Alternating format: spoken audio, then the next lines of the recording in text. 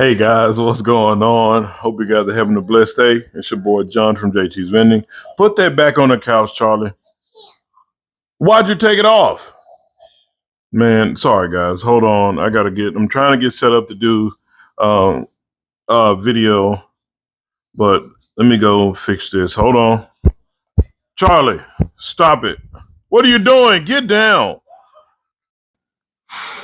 All right, guys, what's going on? This is your boy John from JT's Vending. Sorry, I'm back.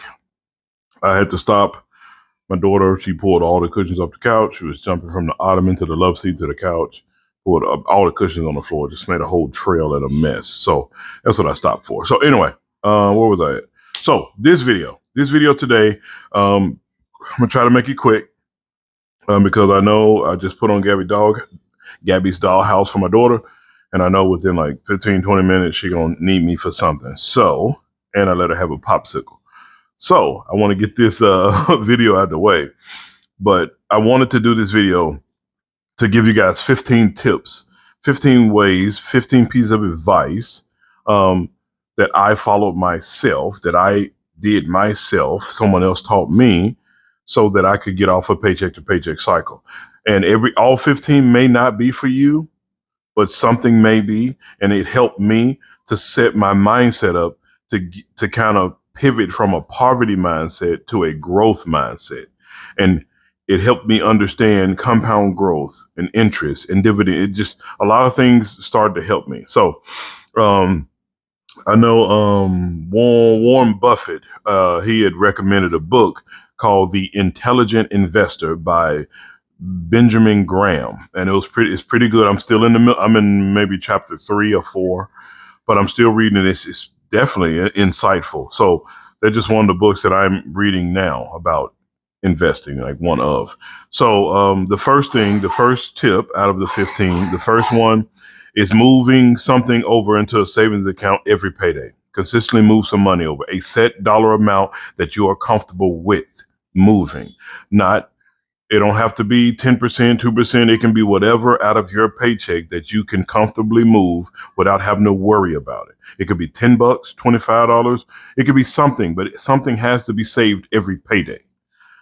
Because anything you do consistently over time is called a habit. So if you consistently spend all your money eating out, you're paid on Friday, broke by Monday. So you want to get out of this cycle. That's why you're watching this video. So number 2, I started paying off me and my wife started paying off a bunch of small bills that we had that we just needed to get rid of and go ahead and pay it because we did it or used it or did whatever.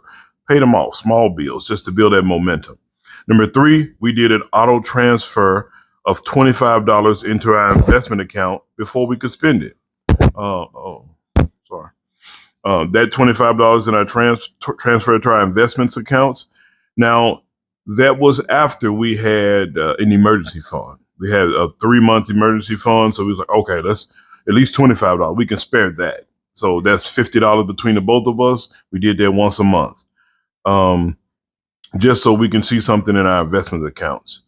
And then number 4, we use separate debit cards, separate accounts for fun, which is fun money. Separate accounts. So we wanted to go out on a date, or we want to buy a PlayStation game, or we wanted to go on a trip or vacation. That was fun money. That money came from that. It wasn't from our bills.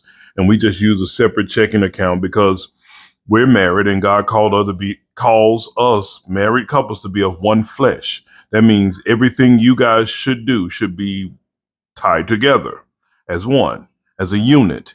So we have joint bank account, joint savings, joint everything. Both have access to all of it. That's if you're married. If you're dating and just got a girlfriend, I do not recommend you doing that. Please, or boyfriend, don't do it. Number 4, we use. Number 5 would be we checked every Friday morning. I think we still do that now. Every Friday morning, we actually, just check our bank accounts. Checking our bank accounts, making sure there's no scam, no weird charges. My wife, I typically do the budget and I keep track of things, but my wife is in charge of the personal bank account, and she kind of moves things when need be. And we try to keep our checking account as low as possible because that helps us not spend so much. Um, so that was number 5 is checking your bank account every Friday, every morning. Number 6 is we tracked our spending through this Every Dollar app, Dave Ramsey. But if you don't want the app, use a piece of paper. Keep receipts. Hold on to it. It's not a lot of hard work because you can actually pull up your bank on your phone nowadays, and you can just write down what you spent and just spend less. And you have to, and spending less is a habit. You have to form that habit. Not just seeing something and say, "Ooh, let's get it." So impulse buying becomes a problem. So number 7 is set all bills to auto pay. No more oops fees. Yes. Now you don't have to do it. We don't have all of our bills on auto pay. Most of them are. I think the only one is not is our utility, our water. We're through the utility bill, but the water bill is auto pay. And everything else, phone bill, and everything else is kind of set up as auto pay. We pay our phone bill once a year, things like that. So that's on auto pay. Number 8. Now auto pay if you can. So number 8 is rounded up purchases and dropped off the change in savings. So just say if you buy something for $1.50, you let that add up at the end of the week. You add that or whatever you spent, that change can just go into a savings. That's something small we did because we were trying to teach our kids how to handle money as well. So we wanted them to see the physical aspect of change. Number 9, we stop adding things in our cart for later. Not me, my wife. I'm not a shopper. I hate shopping. It's time consuming. Waste my money. I don't like to shop. My wife does all the shopping. She shops. She buys my clothes. She buys the house. She buys everything for the house and everything we all need. My goal is just to make sure it's within our budget and the money is there. So just my wife had to learn how to stop adding things in her cart for later. Number 10, for every Uber Eats or Starbucks or something she got, she matched with a $10 transfer to our emergency fund. So she moved some money over. So if she uses Seventh Brew or Starbucks, or she put $10 on the Starbucks card, she transferred $10 to our emergency fund. And then she kind of like stopped going to Starbucks and stuff so much, made our coffee here. So that helped us. But some of these are some of practical things that we had to implement because of our habits, spending habits. So she transferred $10. She spent $10. She transferred 10 to our emergency fund every time. Number 11, increase my 401k by 1% after every raise, even the small raises. If you don't get raises or bonuses, if you're working on commission or you're working a basic hourly wage, every year, then try to increase by 1%. And take the company match if they offer it. I think my company, what do they offer? $6 for dollar to 6%. Yeah, 6% match. And we get the match and that's it. I don't go above that because we have other accounts that could use that money and help outperform the actual S&P or the Dow, the stock market. So number 12, we did have to start waiting 24 hours before buying anything over $40. For us it was 80, but on average 40. Just wait 24 hours. If you don't need it, then leave it. Especially when you're trying to get out of debt and you're trying to set a budget and you're trying to build good habits. Just leave it. After 24 hours, if you need it, then obviously you can get it, but make sure you don't go outside of that or whatever amount you have set.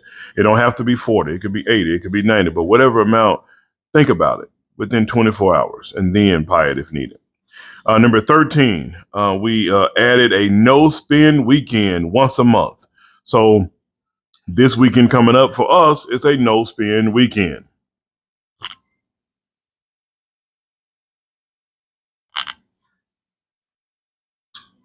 Poppy. Hold on, am I holding it right? I don't want to tilt it because it's just open. So I keep these in my vending machine. in the garage. That's just easy to get to, cold. So this weekend is no spend weekend. It's a no spend weekend where we just typically Friday we go grocery shopping, get our groceries, and we literally don't spend any other money on Saturday and Sunday. Nothing. No grocery store runs, no nothing. We do all that on Friday, get what we need. We come home, we cook at home, we eat at home, we spend time at home. We pay the bills here, and it's less expensive than going out. That's number 13. Number 14 is we sent leftovers, like at the end, leftover cash at the end of each month, the extra cash that we have from surplus from either, like, we got refund back from medical bills and money back for this. We just put that straight in savings. Excuse me. I don't need to just spend it on something.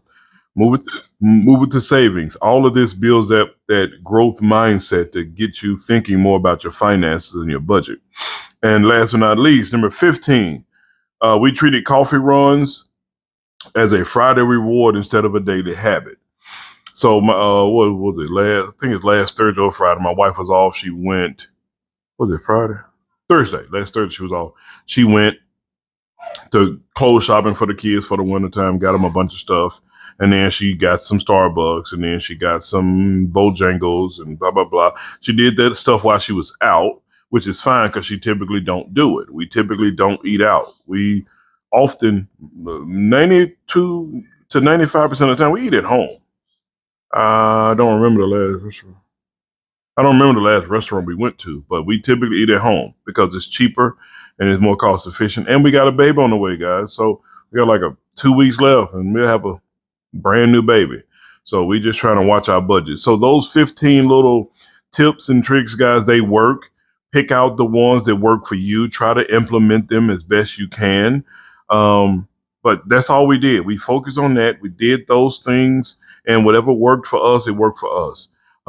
We and plus, I had child support, custody case, all of this stuff was getting me off a paycheck to paycheck cycle while I was going through this custody battle. So a lot of stuff in my life was going wrong, not going wrong. I was trying to fix um, what I've done in my previous life, playing house and making all these mistakes and having babies with, having a son with the wrong person.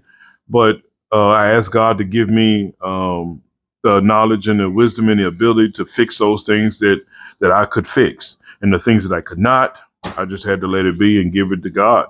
So I hope you guys take one of these 15 tips to heart. I hope they help. Some help, maybe all help. But just know that nobody's coming to save you. There's no political savior. There's no government official that will step in and help. The government will not lift you out of poverty. I'm sorry, they won't. They have no intention of lifting people out of poverty. So if you're not relying on the government, if you can get up, you're able-bodied, get out there and work.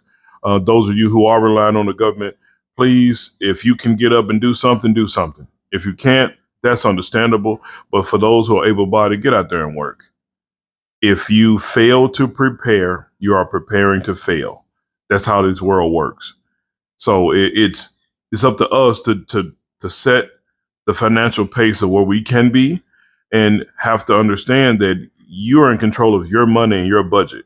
So if you're always, how can I put this? What she said, the young woman told me, she said, most people, including young people, including myself when I was young, and poverty-minded people, this is what they do. They get paid. They spend all of their money on the things that they want, and then they beg their mom, dad, cousin, grandma, auntie, beg everyone else for the things that they need. And then they get mad when others don't give it to them. But you spent all your money on the things that you wanted. So I don't know how to explain it to you better than that. Take control of your finances. Put God first. Take care of your families. Husbands, get out there and work some overtime. Get out there and set a budget and stick to it. Yes, it's uncomfortable, but Proverbs chapter 12, verse 11 tells you that any no discipline seems pleasant at the time, but it yields a harvest of righteousness and peace for those who have been trained by it. Meaning, You can do anything for a short period of time.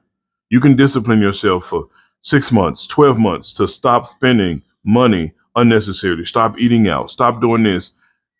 12 months to get back 12 years of your life. I guarantee you, if you stick to some of this stuff, if not all, it will change your life. So I love you guys. Please, I hope this video helped. Have a blessed night. Be safe. I'm gonna go deal with my daughter. And oh, look what I'm finna eat for dinner.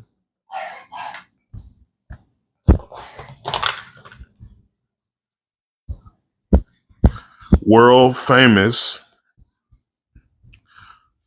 People call them unhealthy. I've been eating them since I was a kid.